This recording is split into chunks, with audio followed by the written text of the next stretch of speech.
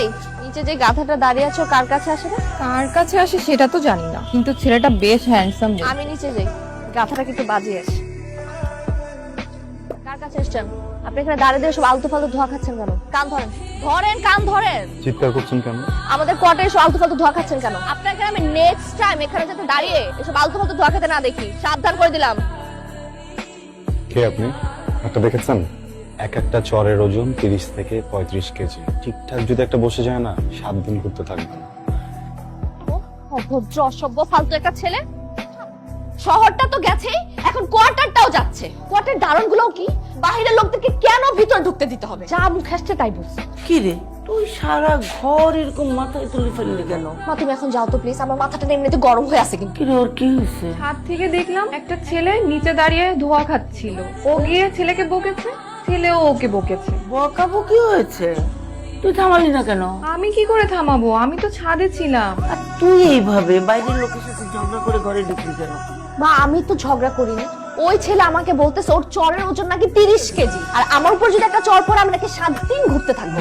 বল থাক, তোর ছেলের সামনে আর যাওয়ার দরকার নাই। এই সময়টা বুঝছিস আমার খুব প্রিয়। কোন সময়টার কথা বলছিস? কয়টা বাজে? রাত 12টা। রাত 12টা। রাতের আকাশ, ছোট ছোট তারা, মাটির গন্ধ আর গিটারের সুর।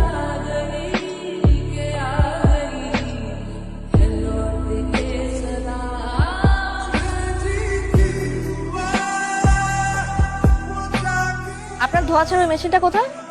ওই মেশিনটা যেটা দিয়ে আপনি সবসময় এখানে খাওয়া যাবে। আচ্ছা আপনার কাছে টাকা হবে? কফি খেতে যাবো, চলো। কফি খেতে যাবেন কার সাথে? কেন? আপনার সাথে। কফি খাবেন না? কিন্তু এত কিন্তু কিন্তু কেন করছেন? চলেন তো, চলেন চলেন চলেন। কফি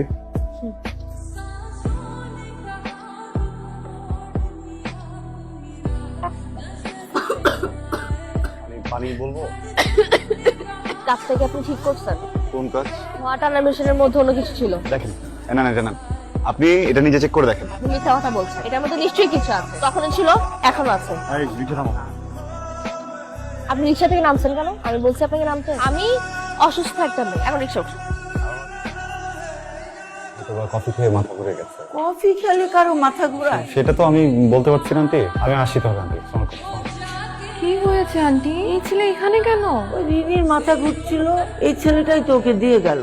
আন্টি আমার খুবই আর্জেন্ট একটা কাজ, আমি বেরোই তাহলে। যাও। Thank you. আরে আমার কিছুই হয়নি, এই গাধাকে আজকে একটু পরিষ্কার জল খাইয়েছি। দেখেছো মেয়ের কাণ্ড? আহারে। মা তুমি আর